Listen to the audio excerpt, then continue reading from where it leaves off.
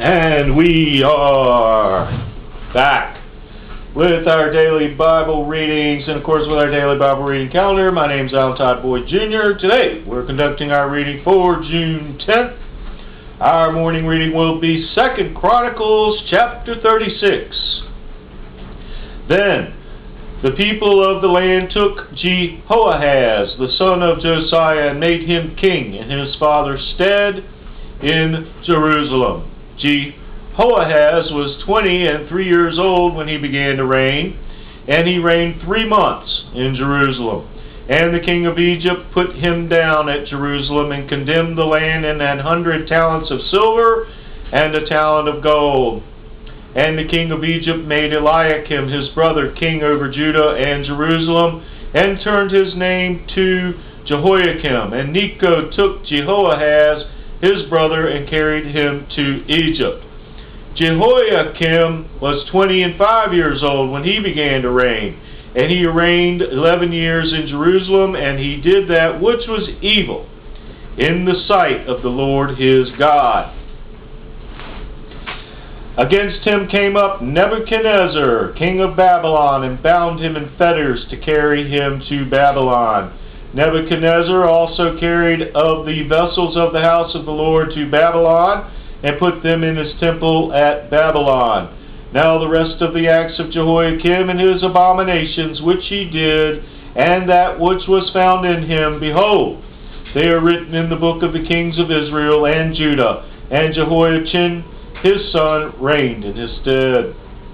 Jehoiachin was 8 years old when he began to reign, and he reigned 3 months and 10 days in Jerusalem, and he did that which was evil in the sight of the Lord. And when the year was expired, King Nebuchadnezzar sent and brought him to Babylon with the goodly vessels of the house of the Lord, and made Zedekiah his brother king over Judah and Jerusalem. Zedekiah was 21 years old when he began to reign, and reigned 11 years in Jerusalem. And he did that which was evil in the sight of the Lord his God, and humbled not himself before Jeremiah the prophet, speaking from the mouth of the Lord.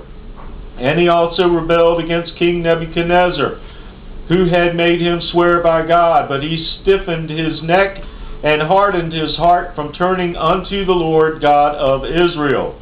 Moreover, all the chief of the priests and the people transgressed very much after all the abominations of the heathen, and polluted the house of the Lord, which he had hallowed in Jerusalem.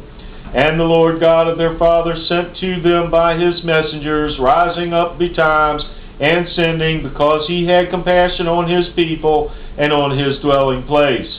But they mocked the messengers of God, and despised his words, and misused his prophets, until the wrath of the Lord arose against his people, till there was no remedy. Therefore he brought upon them the king of the Chaldees, who slew their young men with the sword in the house of their sanctuary, and had no compassion upon young man or maiden, old man or him that stooped for age. He gave them all into his hand. And all the vessels of the house of God, great and small, and the treasures of the house of the Lord, and the treasures of the king and of his princes, all these he brought to Babylon.